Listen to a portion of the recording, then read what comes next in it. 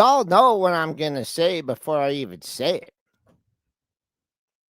The market makes highs or lows for the week on Friday. Well, we made the low. It's 65 and a quarter. Williams comes in yapping. I don't know. The Will statement is bullish. Well, the market thinks so, and we are back in the green. The question remains, are the Bears, are they just going in their cave for a little bit? They got a lot of food. They're going to hang out, and then they're going to come and pounce again? Or are the Bulls going to regain control? Of course, we are going to recap yesterday's price action. We do have some earnings stocks.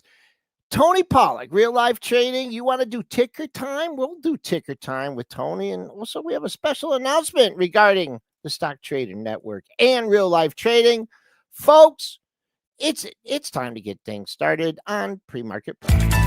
The volatility right now is really incredible. Wow, look at that consolidation on the upper right chart. You know what we've seen this earnings season? Some of these expected moves get even more violent. And this is why I have switched my strategy 10 years ago. And if you're chasing, you're in trouble. Okay, good morning, traders and investors. Yes, we're in the green. 26 handles, 65.84, recovering from that overnight low very nicely. The Bucks still over par, up 7 cents, 10017. TLT in the green, 31 cents, 89.54. A little bit of consolidation there. USO under 70, down 35 cents, 69.80. GLD not reacting to the chaos, down $1.16, 370. SLV getting whacked more on a percentage basis, down over 2%. That's $1. That's 44.74. And Bitcoin, well, it's not 6 digits. It's not in the 90s. It's in the lower 80s, folks. We're down about 3K on the futures at 83,500 yesterday. Charts brought to you by TradeStation. TradeStation's got a lot of tools that I need to use better, and we're going to work with you in December and a lot in the new year of working more with TradeStation. Thank you for being our sponsor. Dennis, I know you're back there. I know you're lurking. Yeah. The first What time you're a seeing day. me today, I couldn't even participate in the pre-market show. I couldn't participate in anything because it is wild this morning. The action is awesome. Buying dips, shorting reps. This is looking to be maybe my best day of the year. We will see if that obviously materializes when I get out of everything after 9:30, but it has been a wild after-hours session. If you are fading this after-hours session, you are absolutely killing it. If you are chasing, you are absolutely getting crushed. The fade trade, my acronym for the year, rocking and rolling right now. I love this market. Love. There's a lot of movement here.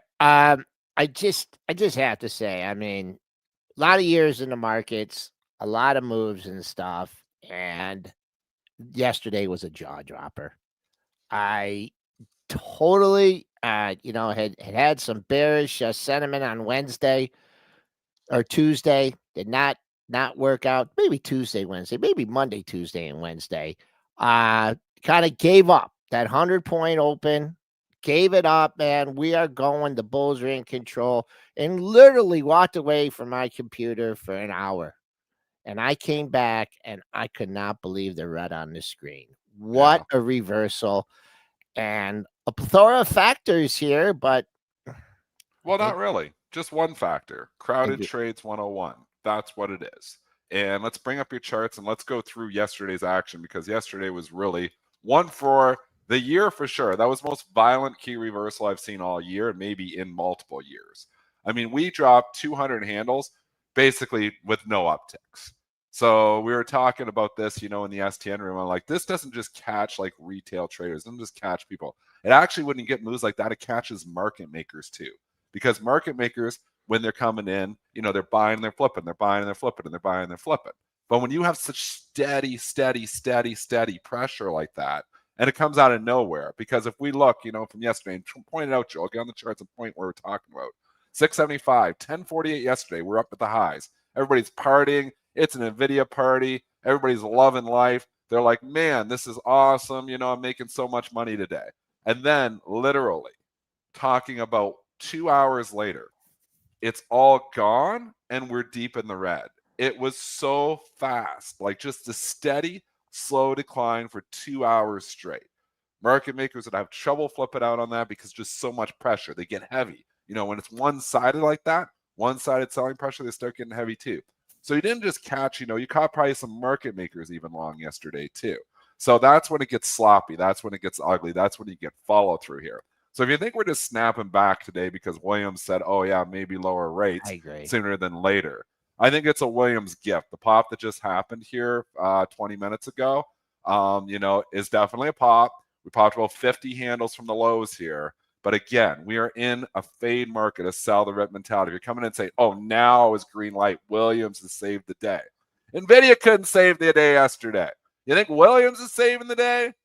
I don't think so. So I think we're still in short the rip camp here right now, and I'm staying with it. Yeah, I mean, were those comments that bullish? Williams? Yeah, I mean, that's how it goes. They just see, oh yeah, rates, and they just go nuts. So, but we're oversold too. I mean, we're just we're elevated VIX. We're elevated right now. So any comment is going to move markets more so than normal. But I mean, if you were looking this morning and saying, oh my gosh, another pain trade, now you're feeling pretty good. If you think, I don't think they're again, you're telling me there's a chance. There's always, the Dumb and Dumber quote, 1 in a million. There's always chances. So you can't say never. Never say never. But this market has so much overhead supply now.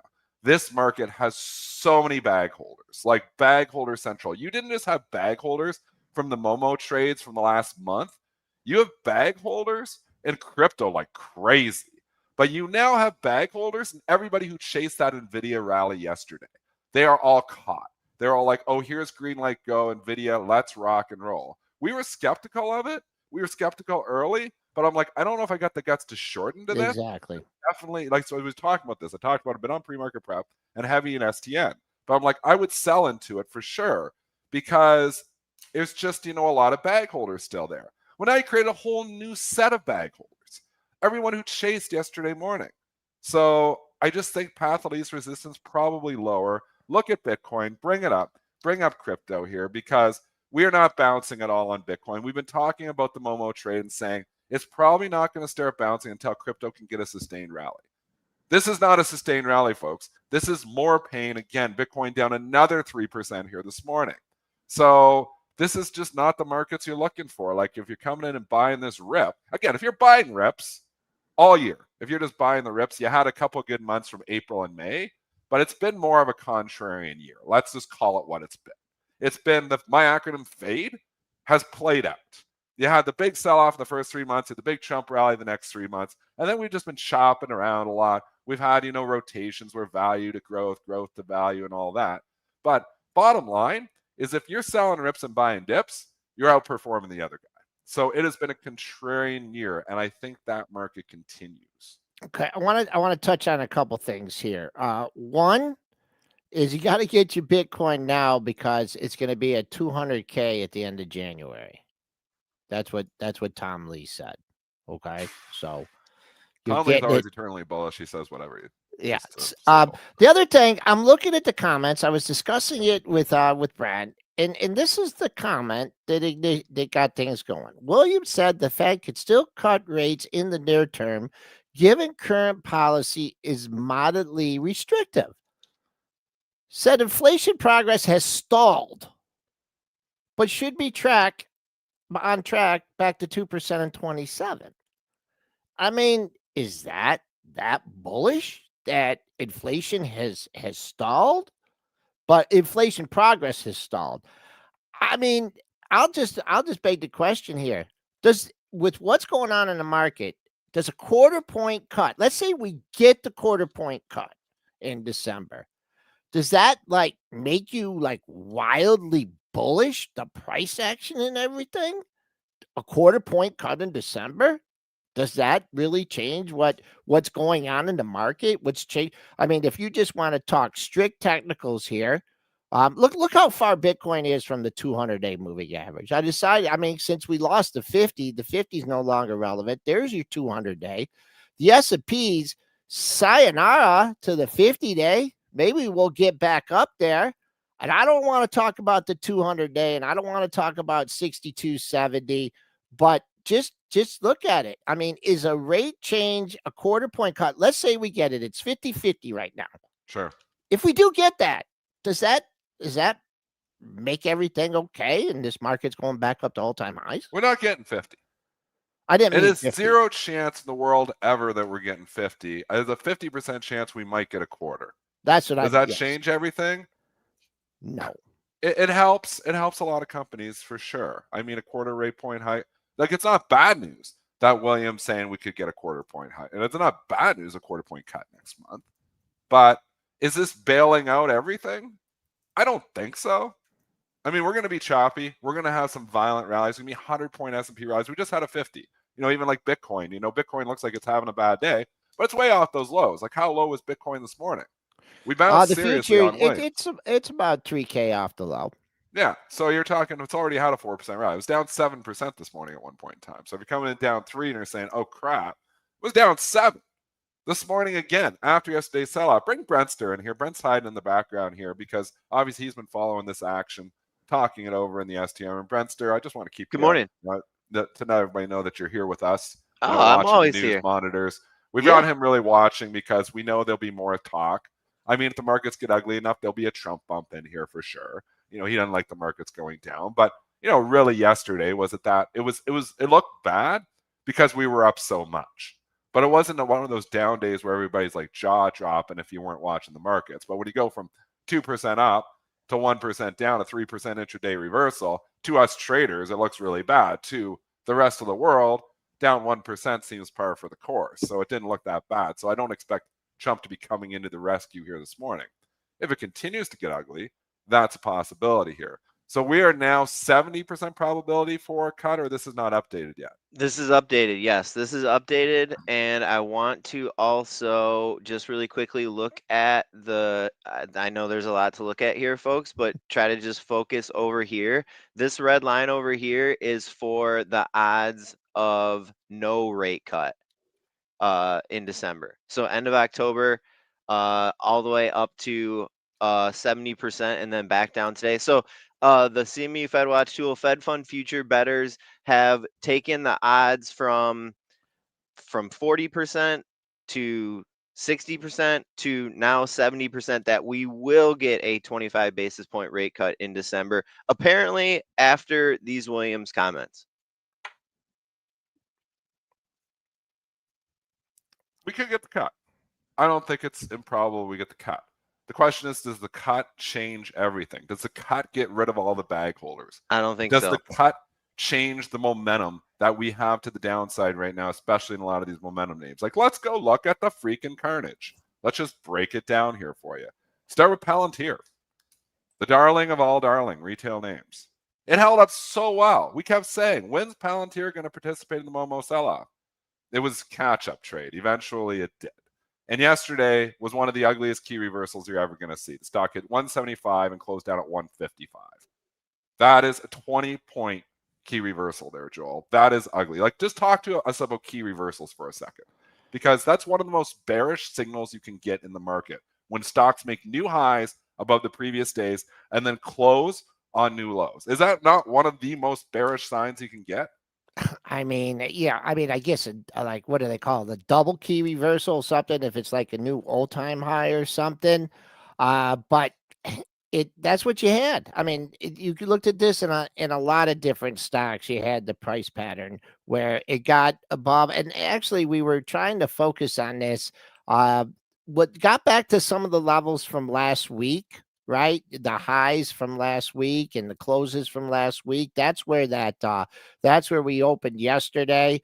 And then it turned. I mean, if you're trying to pick a bottom in this, I mean, I don't know. Do you wait for the 200-day at 140? I mean, that's another, 16, 17 points away. You're getting a little bounce today, but I mean, if you're trying to take a stab on this for the long side, you only have one level to lead on, and that's the low from yesterday. And then if you want to really just wait and be super patient, I mean, when are we going to get above the 50-day? The 50-day is 23 points away. So really still in no man's land here. Everyone was mocking Burry, right? And mocking them on that big up open, and Gang. Yep. Brent's on And mute. He also, wanted to and also, participate in that. I mentioned it 2 days ago, and I caught some Totally heat good. yesterday. I mean, we had Craig Johnson on a couple weeks ago, right? And what did he say? He said he thought it was 6,600.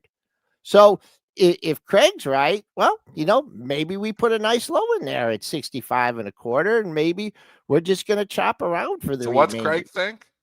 6,600. Where are we right now? Well, if he's talking to cash, he was talking cash and futures are a big difference. Yeah, I know. There's a huge difference. And I think he was talking about the cash. If he was talking about the cash, we got a lot of work to do. If he's talking, he does talk about the cash. So we're way below where he thought we would. Well, not way below, only 60 handles. But who knows? I mean, that could, we could be back up. Today we could be up 60 handles. Lots of reasons to not so let's lay it out here. I'm not selling my long-term portfolio. I'm not like this is the end. The big meteor's coming to strike the earth next week. This is not something you do. You got to separate your long-term investing and your trading. That's what you have to do. Two separate accounts. My long-term investing killed yesterday, I'm sure. I'm sure my retirement account got killed. It's long AMD, NVIDIA. It's long, all kinds of other stuff in there too. I'm sure it got killed yesterday. So I'm not saying my long-term investing account is just rocking and rolling. I never short stocks in my long-term investing account with the exception of COVID, because I really thought that was going to be trouble. But I just stay long, good companies, reasonable valuations. That is different. Trading account is completely different. You've got to be able to go both ways. If you're a trader and you're only trading one side, you're probably getting hurt right now. I don't have any source of income. So my entire source of income for my last 26 years has been my trading. I don't make money trading. My kids don't eat. That's it. Yeah, but the Benzinga podcast. Okay, so, we made a little bit on that. But that has been my full source of income forever. So if you are trying to do this as a business, and there's a lot of people over at Stock Trader Network trying to figure out how to do this, you've got to be able to, understand market inefficiencies, go both ways, and trade. And I mean, think about all the great traders we have here. A lot of them, are that we've had on this show too. A lot of them are willing to just not be permanently bullish. If you're an investor, just buy good companies at reasonable valuations. It's not that hard. If you're a trader, you've got to see signs. You've got to look for stuff like overhead supply. You've got to look for things like key reversals. You've got to look for when rug pulls are going to happen. You've got to listen to headlines. There's so many other things, to consider all the time, except, and not just technicals, but technicals are a big piece as well. So where do we go from here? Nobody has a crystal ball. Nobody knows where we're going to go from here. But what I can tell you is if we go up more from here, we will run into more sellers. Why? Because everybody is bag holding so many stocks right now. Like Palantir. You think if Palantir gets back to 165, there isn't happy sellers, Joel? I mean, think about everybody who just bought this in the last week buying the dip. Please give me my money back because nobody takes losses. They don't want to take losses. Retail hates taking losses, so they wait till they get their money back and then they sell. That's what creates the overhead supply. That's what creates the bag holders. That's what creates actionable trading ideas for us by knowing there's overhead supply. So we oversold on a lot of names? Certainly. We lose 200 handles in 2 hours yesterday? We're oversold. Can we bounce? Yes. Are those bounces a sell? Yes. Did we bounce her off Williams this morning? Yes. Do I think this bounce is a sell this morning? I do. I think it's a sell. Well, a couple thoughts for the overall market. I'm looking at a couple things that we very rarely have, just like a sell everything market, right? I mean, there's always the rotation. I mean, of course, Berkshire Hathaway was up yesterday. I'm not saying go out and buy Berkshire Hathaway, but the rotation has kept us afloat, and there's two sectors that are doing okay. Did not have a bad day yesterday. I mean, look at your XLV, right? Move up. You had a consolidation period, right? And you mentioned something about the VIX getting over 30. So this is not a sell everything market. Look at this. Nice Where's the VIX right now? Oh, Brentster, you're on mute if you have it in front of you. Under 22. There's not fear. There's not 21, a lot of fear here. I think, and 21. didn't CC say this yesterday or 2 days ago that, probably to get everybody out, we need a VIX over 30? Didn't he Yeah. mention that yesterday? Yes. Yep. I mean, I'm going to Yeah. say the same thing. I mean, I don't see capitulation out here. I don't see panic in the streets. I see people still message me, what are you buying? I know. So I don't think it's Right. over. I think it's going to eventually be over. It always is. So if you're buying dips, and I did a little bit of buying my long-term account the last couple of days. I think if you're buying good companies at reasonable valuations, they're on sale right now. But that doesn't mean I'm margining out and going long in my trading account. No, in fact, my trading account is slightly short right now. But overall, it usually trades market neutral. I'm always flipping and buying and selling, buying and selling. So I'm pretty much closer to neutral than anything. So, and you're just playing the chop. You see the stock selling off hard after hours, you're doing a little buying. You see the stock ripping after hours like last night. SoFi. It was down $1. It was all the way back. And that was a good trade. You had, obviously a lot of other trades, going both ways. Like you had stocks ripping too high last night too. NVIDIA at one point in time, they really sold them off. Let's talk last night's trading action. Okay. I mean, around 5 o'clock, we were down 5:30 last night Eastern. NVIDIA was down 2. Meta was down 6. Google was down 3. AMD. I mean, that's a lot of follow through pain. And then the S&Ps are sitting there. We talked about this. Down 50 cents. I'm like, well, something doesn't add up. I'm like, you're telling me, you're going to have Google opening down over 1% tomorrow, and the S&Ps are going to be basically flat? I'm like, no, doesn't add up. So we did a little bit of buying on some of those Momo names and some of the big Mega 7 and shorting a little bit of SPY. And now if you look, Google's completely reversed. It's the strongest stock today of 6. Bring up the chart from last night from Google, Joel. Bring it. Look at where it went to last night. It was down 286 as I was buying, so I think I might have even got lower than that. 286 and a half, I think I was paying. How low do we get? Pretty darn close there. 286.45. Okay, so I was picking that one up. I got lucky to pick up that one. Meta, I would think I was picking up around 584-ish. I think we were down the 582s though. So I mean, just again, not just always just bearish, buying dips. Dips last night. And again, using the gauge, where the market is, and going from there. So there's opportunities. People were talking about why is arbitrage? Why does that not hold it in place at 530? We did a great segment on it on Stock Trader Network last night because you have 400 of the 500 stocks that are basically not even trading. So, I mean, it's a guessing game for the ARB. So it doesn't work perfectly. During 930, 940, 950, it's full arbitrage. There's not those opportunities there. After hours, there is. So, we take advantage of some of those opportunities. Meta got to 580.32. 580. It was down 10 last night. It's come all the way back. Another nice dip buying opportunity. Maybe, we can thank Williams this morning, but the stocks rallied way before Williams. Yeah, they did. We went from being down last night at 6 o'clock. They just went crazy. They started to go up like we're buying everything back, and then they sold off overnight and over when we were sleeping. And then Williams just came out, bailed the market again. But if you're jumping in and going into, the fade trade, how many, fades last night were there, Joel, even on the S&P? I mean, we're up 25 handles. Now we're down 25 handles. Now we're back up. Now we're down. Now Williams bails us up. We just rallied 60. I mean, playing the chop and buying dips and shorting rips is working really well. Now, again, the dip buying is a little bit scary. I'd rather more inclined on shorting rips. But still, I mean, there was good dip buying last night opportunity. Yeah, and if you look at, look the way that we came down too. The way we came down so hard. So, I think you just have to pick your points. I wish I could give you some great levels here, coming back up, but I think it's just one of those things where your feel for the market, half numbers and whole numbers, using the average daily ranges, not from the pre-market levels, but from from the regular sessions, using that and targets. I mean, I'm looking at my S&P levels and, it's hard to give you a bona fide resistance point here when you came down so hard. As far as a pullback today, there's a chance. Give us some levels. Just set us up with basic support resistance on SPY. So let's go do that. SPY. Because, you do your levels every morning.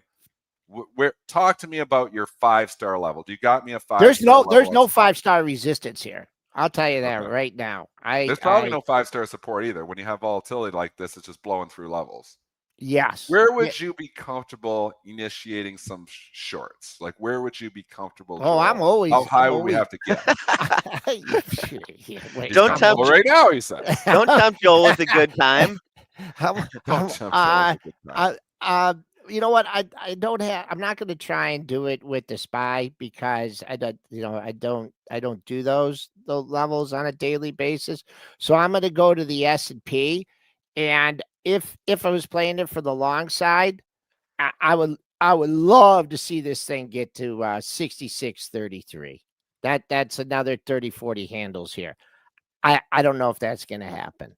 But to me, that would be, and that's only a daily swing level. But let's just, instead of trying to find resistance when there's not resistance, let's look at what the market's giving us right now. And the pre-market high, you got to get right now, if you want a rah rally off the open, you got to bust through that pre-market high. You got to get to 6,600. You got to keep a persistent bid, because is the high of the day in? Well, you can't really say that right now. Certainly hope the low of the day is in at 65.25, or else we're going to have a really bad weekend. But that's what I'm looking for. I'm looking to follow through to the pre-market levels. You can look at that on your individual stocks, see where the high is. Probably is lining up with the lows from last week. So that's on the downside right now, with all things being equal. If we came down to the close, I would be comfortable in taking a stab at a long. Down to but that's 30 handles away. So that's what I'm looking at for the So right setup. now we're kind of in the middle of nowhere. We are. And sometimes sitting on your hands is a trade too. Like you don't have to initiate. When we get down near the lows from this morning, if we do get down there, maybe you take a shot, maybe it takes out those lows. Maybe you're just looking and saying, hey, I picked some stocks up and I want to flip into this. I want to flip out of this. I want to get back to flat, because I know, we had some people in the STN room buying the dips last night too, and they were flipping out. I mean, that's where we're at right now. It's a trader's market. And I think if you're taking profits, this is like the way to do it. Like, take the money and run market. You get the big pop in something, you take the money and run, because the easy money is not here right now. Maybe Trump changes that with a tweet. But again, don't think Trump's coming to the rescue here, because let's just give a perspective here. I mean, what is the SPY off the all-time high here, Joel? What are we off the all-time high? 689, 652. What is that? 35? What are we? 5.5% off the highs? Are we even 5% off the highs? Let's 4.5? see. I can do some quick math. Yeah. I mean, this isn't like the markets have crashed. Your Momo names have crashed, but there's a lot of names holding up well. Really well. So I don't think this is like Trump, like, oh my gosh, what's happened in the stock market? Your regular person looking at this is saying, well, this is the same spot we were 3 weeks ago. What are you all nervous about? But it's the setup now. The setup is feels different. It feels like we've got bag holders. It feels like the Momo trade is broken. Crypto has broken. Certain pockets of momentum have really been hit hard. It feels like a lot more carnage than shows up on the SPY chart. I just have to comment on that. I mean, we've seen some bad days in the markets over the years, like through all the trading and 2001 and the financial crisis and COVID and everything. Yesterday was just a horrible day.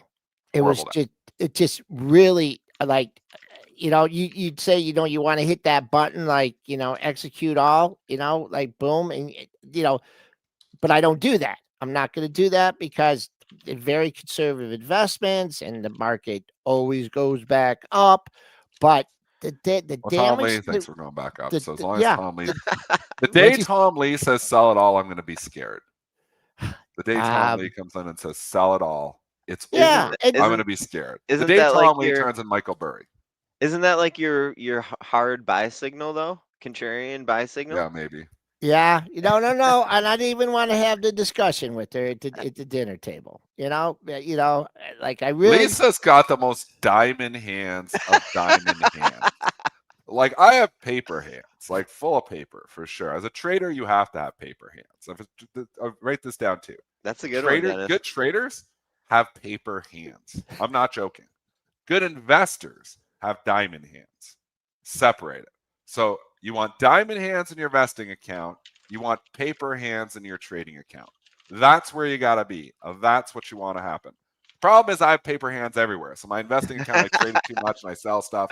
So my paper hands filters into my investment account and I screw up all these long-term trades. I'm always one that gets in, sells for the 10, 15, 20% gain. And I'm like, yay. And then I watch it go up 200% and think, why did I sell? That is me in my long-term account. I've said, I don't think I'm a great long-term investor because I sell too soon, but I think I'm a pretty good trader. So you need paper hands in your trading account because you know what? Certain stocks don't always come back. All right. Do we want to do any earnings before we get to Tony? Well, I only had a couple. Sorry. Go. Okay. We are first going to go to Intuit. Now you want a stock that's trading in the green. Brettster, give me the report on Intuit. Intuit quarter was solid. They reported 334 versus 309. That's a decent beat. They beat on the sales figure 3.89 billion, let's call it, versus 3.76 billion. They affirmed their 2026 guidance that they had previously given.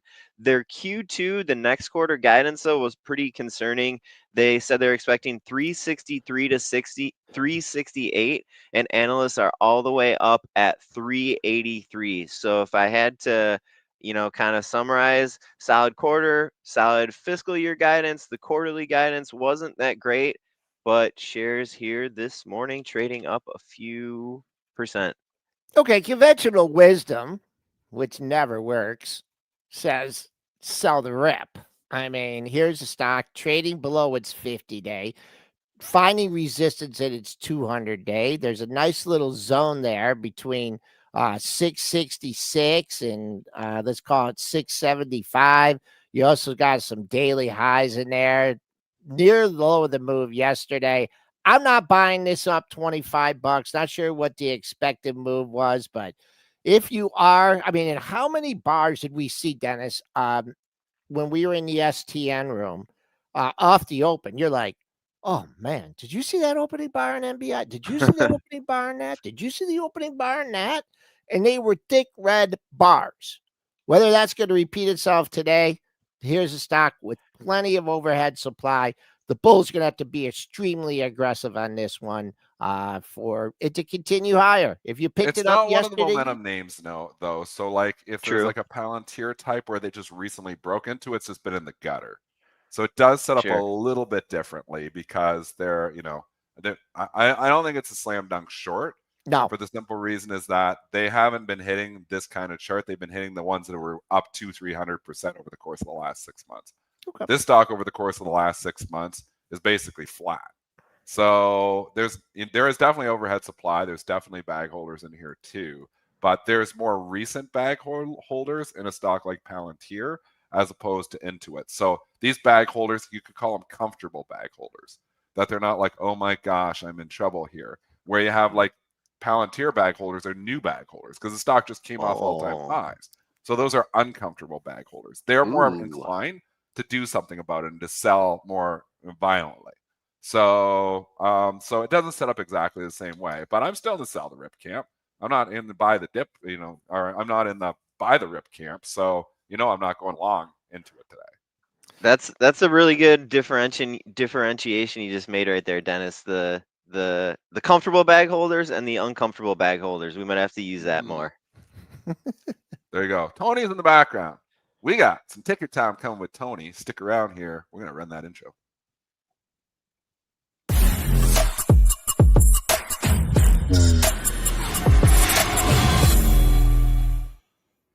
There he is, Tony, the owner of Real Life Trading. Tony, how you doing today? I'm doing great. How are you guys? Good. Well, I guess we can make a little announcement here.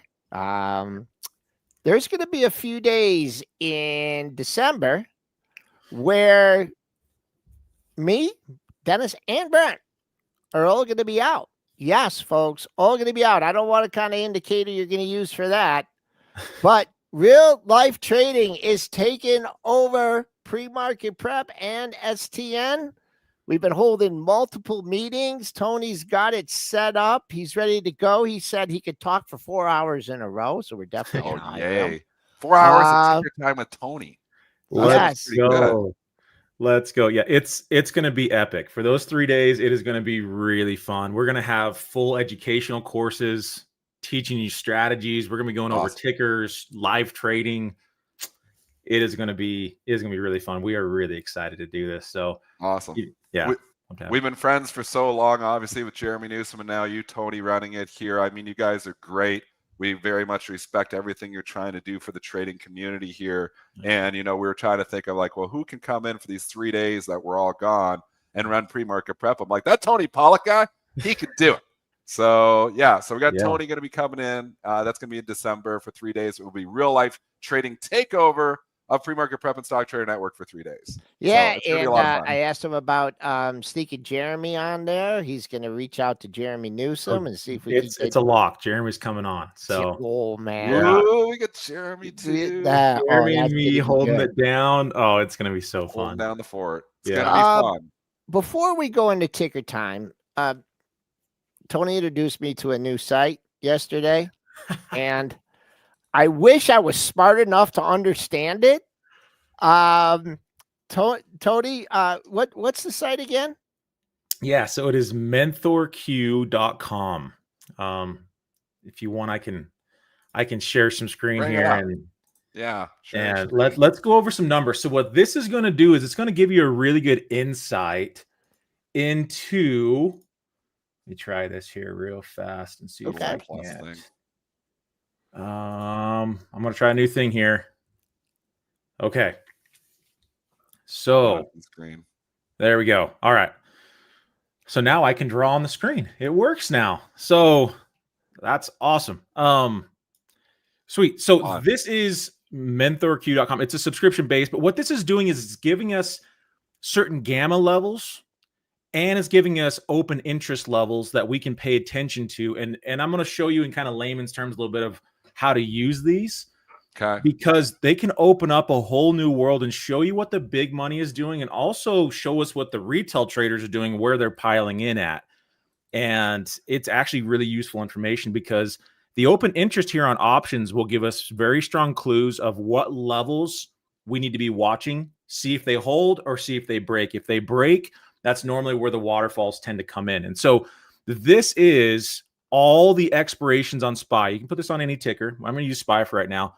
This is all the expirations and strikes stacked on top of themselves.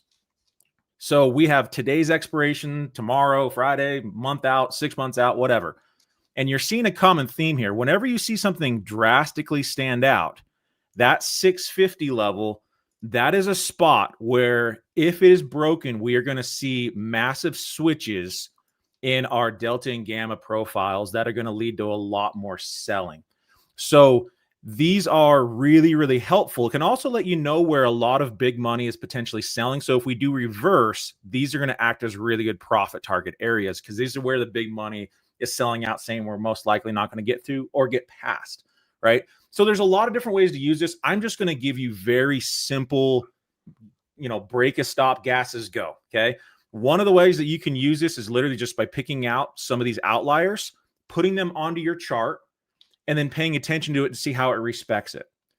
It's going to be, if you're in bullish, this would be a really good uses to take your profits, right? So my main target would be at 700 if I was going to go bullish on SPY here. And my main stop loss would need to be below 650. If you're looking to go short, if 650 can be broken strongly today, tomorrow, anything like that, a gap, we are going to see massive selling. And so that is going to really open the door for day traders and all these other stuff. That's what I'm using today. So I'm using 650 today as a potential day trading area here on SPY. See, I can switch between my screens now. There we go. So if 650 is broken, basically the low of yesterday, we should waterfall off of here. It doesn't have to. We could put in traps, but it does open the door to getting these huge sell-offs. And that's exactly what happened yesterday. Yesterday, we had a massive level at 668. When that broke on those option levels, you saw what happened. It just steamrolled down for the rest of the day. So again, there's a lot of different ways you can use this, but that is one that you can use to say, hey, this is where big money's at. This is also where retail traders are piling in. All last week, we had a ton of puts. We're getting a lot of puts out in the market now, too. We had so many puts, and the markets were not dropping. That tells me there's a pretty good chance we're going to be getting some bounces because everyone's on one side. The big money is going to try to trap this. And that's really what they did yesterday. We were talking about this yesterday. Yeah, I want you to expand on that because you've taken, and you can get all the tools, you can get this, you can do your levels, you can do your technical analysis, you can do your arbitrage. But what Tony took from the open yesterday was really insightful as far as the calls that you had, the expectations that you had for the calls, and what they were doing. And you're like, where's my money? Give me my money. And it wasn't there, right? Yeah. So talk about how, the internal Tony signals helped you, say, man, I got to get out of these calls, and actually ended up buying puts. Yeah. So yesterday is kind of interesting conversation. So I've only been able to find this live, right? And it just comes from me understanding what option prices should be. My group was buying calls throughout this dip. Okay.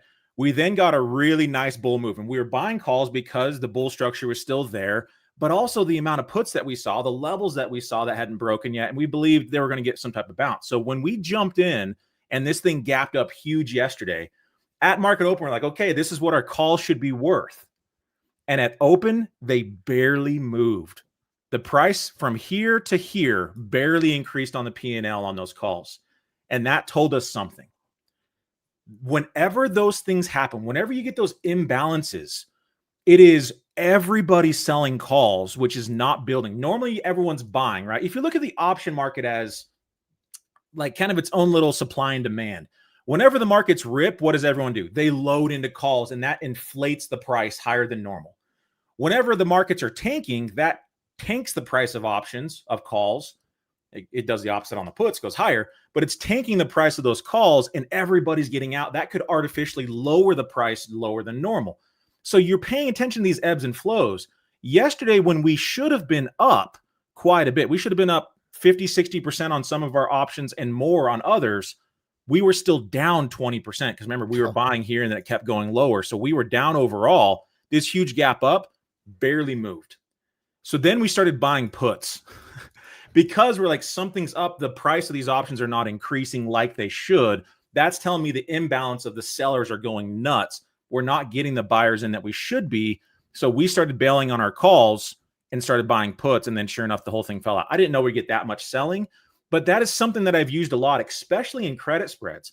If I sell a credit spread and the volatility is increasing or the price is not dropping off like it should, that's an early warning sign that there's a good chance the price is actually going to move to wherever I sold that spread at. So if I sold a bear call spread and the stock is going down and hanging out, and I should be winning after a couple of days, and it's holding its value, and there isn't any news planned, like I get the volatility increase over news. If there's no news planned and it's not really losing its value like it should, something's going on. Big money's loading into these, holding the volatility and the price of these options up, and it tends to move to that spread. So I used that same thinking yesterday on those options when what should have happened didn't. We know we kind of have this little head and shoulder pattern potentially now. We exited calls for a small loss and started buying some puts, and now this thing is starting to fall back down. So it's something to look out for. I don't know how to quantify that, but it's just, I know what my options should have been and how they should have moved, and when they literally didn't move an inch from here to here on a huge gap up when it should have been that high supply demand. It was an early warning sign to start flipping on that for sure. Did the puts hold some of the puts? I mean, when you looked at them, did they hold their value? They did. The puts were holding value. Actually, they were a lot more expensive than I would have thought up through here. Puts were holding value extremely well. There's a huge imbalance of lack of increase in calls, but drastic increase in puts. So big money was this entire rug pull yesterday, in my opinion, was big money loading up on their protections, exiting their positions before something else comes through. So the stock market is completely rigged, my friends, but here's the catch. You get to choose which team you want to be on. So you can choose to be on the winning team, or you can always choose to be on the losing team, but the winning team's always going to win. So don't go against the big money. understand the game that they're playing. And once we start to catch on, like, okay, this should be an easy gap and run, especially with the bears trapped here, and it didn't. Now we know big money is simply sucking in more retail traders to buy, which they did in droves yesterday, and then just pulled the rug out underneath them. And that's why I think that there's a chance we could actually have some follow through today, especially if we start taking out this low. Look at those option levels. It could be a really fun bear day. This is an extremely bear setup. At the exact same time, if we start getting up above the high of yesterday, I think we go to 7. High of yesterday, Tony. Are we ever going back to the high of yesterday? Ever? Oh man, if they find a way to squeeze this thing out, If they do, I mean, hey, if we get back to the highs of yesterday, I'm gonna liquidate my I'm selling if we go back to yesterday. I'm not. If we maybe maybe me and Joel will actually liquidate our long-term. I just won't tell her. I'll just do it. And just she'll get all the, boom, boom, boom, boom, all these confirms. No. Okay. All right, Dennis, you take over here. Ticker time with Tony. Give me your tickers here right now, chat. I'm going to kickstart this with the first one. Multiple people have been asking me about it here this morning too, and I want to know your thoughts on Tesla. We'll start with TSLA. Obviously, a widely traded stock, widely owned stock. There's lovers and haters of this thing. What does Tony think? Is he a lover or a hater of the Tesla chart? I like Tesla. This has been a very different move than most of the time when Tesla gets these runs, right? So we actually bought a lot of Tesla down through here and exited all through here. Ooh. And so when it started to S-curve, I was like, hey, this thing's going higher. That's fine. I'm happy with it. And then it all fell apart over earnings. But this is the level that had to hold. And look where we rejected, right? Where bulls should have been, bears now are. I think Tesla's on the way lower. And anywhere from like 370 to 340 should be where bulls are at. So if no one buys this and we cut through it, we've got serious issues. But I think that's still opportunities for bulls to step back in. This is some really good price action, fair value gaps, and a whole lot of other price action right here telling me bulls should be there. Will they? I don't know. But I think that we've got lower to go on Tesla short term. Then it's just a matter of do bulls step in or not. So 340 to 350 would be your buy zone. Is that what you're saying? Yeah. Somewhere in this box is where I'd start looking to see if I can go to a smaller time frame, find out if bulls are starting to show some signs of waking up. Okay. Multiple people asking about it. I want to know this one too. So I'm taking over because I have this one too. NBIS, which is Nebius. It's been one of these, plays, momentum plays. Tony just really moving with the AI. NBI, give me the ticker. Just give me the ticker. NBIS. NBIS. All right. So I think that we should be seeing some bulls here soon. Like, I like this price action. If we don't find bulls by 70, I think this starts to sell off hard because now everyone that started to buy through here, you're going to have stops in this area for long-term investors. This is kind of that, if bulls are here, this would be a perfect place off of this old resistance, new support. All of this would make sense for bulls to come back through. So I like this buying zone. Again, it's just where do the bulls come in? I don't love this weekly candle because if we go to a daily time frame, bulls came in off this buying zone and in one day got wiped back out. Yesterday was the ugly day. That was a rough day. So I still think this is fine. If this would have made a new all-time high, I'd be a lot more concerned.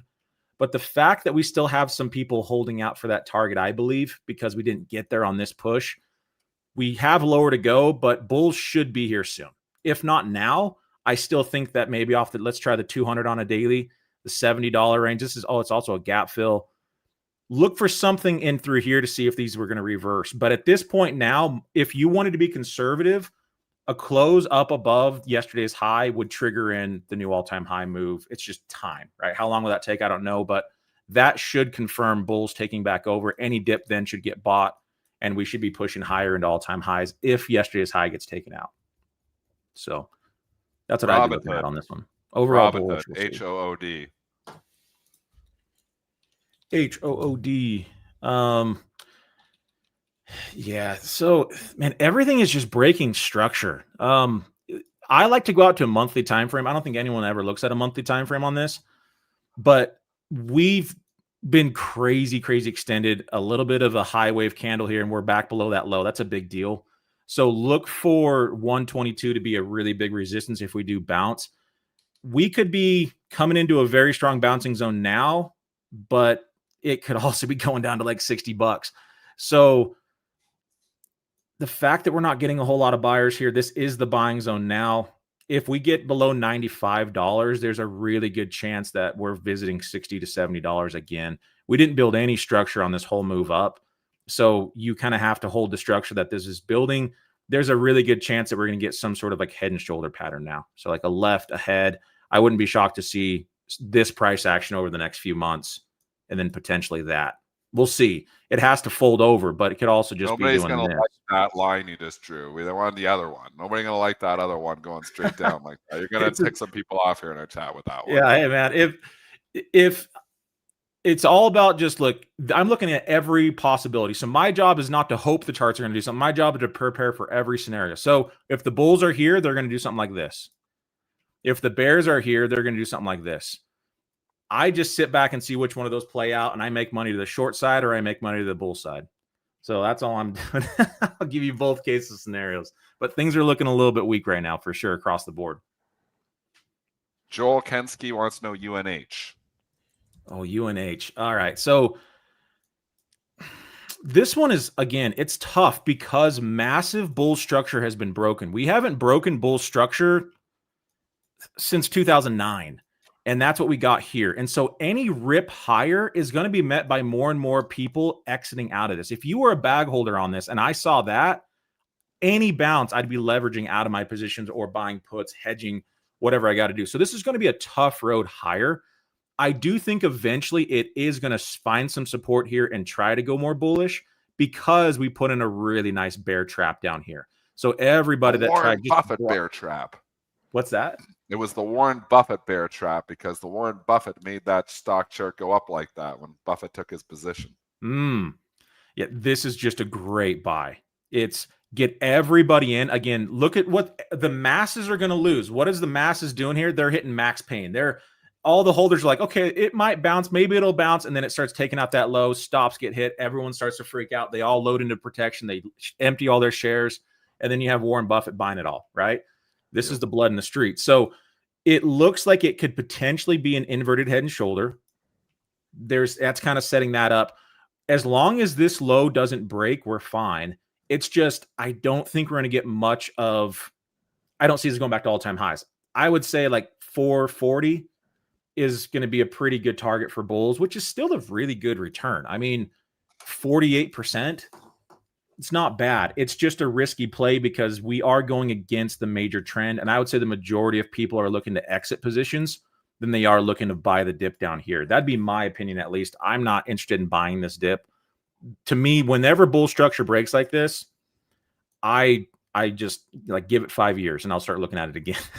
I'm okay if I get missed. If it V bottoms out of here like Meta did 3 years ago, great. But I'm pretty conservative when it comes like that. I want bull structure to hold. I want pullbacks when bull structure is still intact. I'll buy that up. Whenever this breaks, it gets pretty tough now. Day trading this can be pretty fun. Selling options on this can be fun. Selling puts on this would be just fine. But short term, probably a bull move. Long term, it's probably falling back down, and we might just be going sideways for quite a while. Two tough ones for you before we let you go. Okay. The stock that everyone's talking about was, Tesla, but NVIDIA. NVDA. Tony, talk to us. So NVIDIA, this is a fantastic company, but when good news doesn't react well with charts, something's starting to flip. Just like when markets are crashing and bad news is not hurting it as much, you're letting it know it's like, hey, we might be actually starting to see some reversals through here.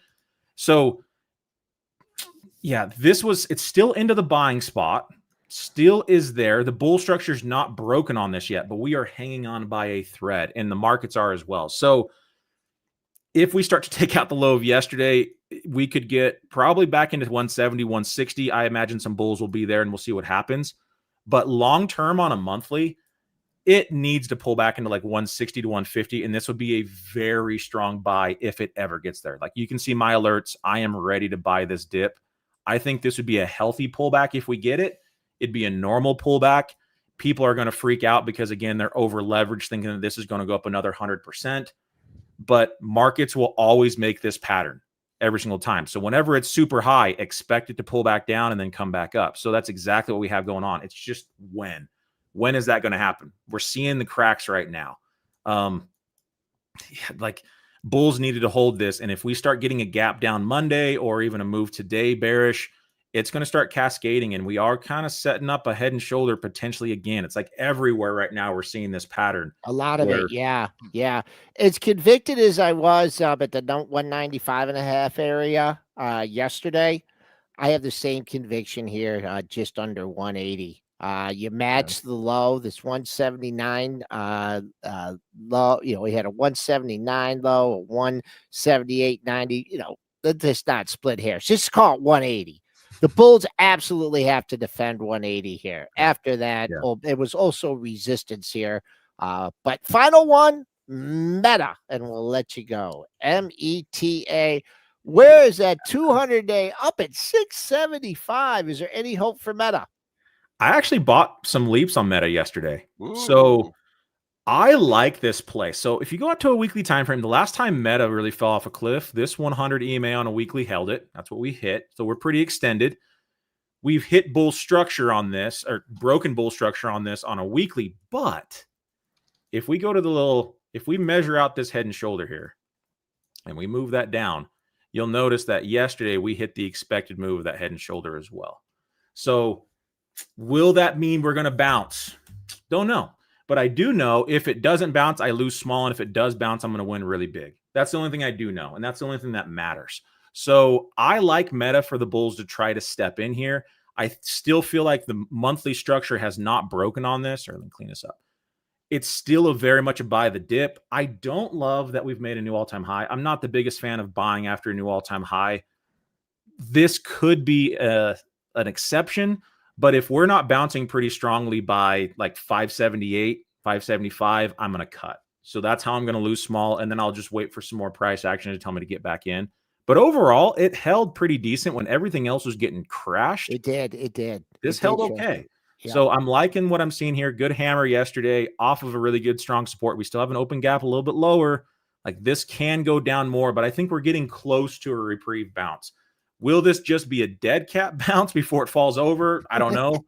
But I'll be able to hedge my way around this. If we start seeing some reversal signs, take profits, buy some puts, and we'll protect ourselves to the downside. But I think we're pretty close to a bounce. So I like the buying area. Let's see if it holds. I don't know what's going to happen on this, but if money wants to go somewhere when the markets are all failing, this could be the place where it likes to go. So we'll see if it can find some buyers when everything else is getting sold off, if it does. Tony Pawlak, owner of Real Life Trading. Join him December 10th, 11th, and 12th for the takeover of Pre-Market Prep and STN. And we're going to blast it out all over our channels, all over Twitter. You're not even going to want us back after that. So, Tony, thanks again. We'll be checking with you next week. So thanks again. You guys. Thanks, guys. See you. Thanks, Tony. Folks, we are gonna say a wonderful thank you to our sponsor for Pre-Market Prep, Hive Digital Technologies, pioneering the digital transformation through AI solutions and Bitcoin mining. Hive Digital Technologies is a global leader in building and operating cutting-edge data centers. From Bitcoin to high-performance computing, Hive is redefining the future by powering the world's most transformative technologies like AI with efficient, green, and clean energy. We got the Hive chart up right now on screen if you want to take a little gander. Also, there is a QR code in the bottom right corner of the screen. You can scan that to go over to Hive's website, learn more about Hive. There's also a link in the description of this YouTube video. Thanks again to Hive Digital Technologies. Crypto's just crushed so many stocks here, and Hive is a victim of this as well. I mean, this is just a Bitcoin sell-off. Mara, I'll bring them up. I just look at, there's been a lot of pain in this trade here. Mara breaking down, making new lows from 23 to 10. Holy Mara. Riot, same story. I mean, this is the Bitcoin crypto winner. We're in crypto winner here right now. Until Bitcoin turns around, it's going to be hard for obviously these miners to turn around here too. I still hold Bitcoin. I still think eventually Bitcoin does turn around here. But, there is definitely some pain in crypto land right now. Okay, folks, be safe out there and have a good weekend.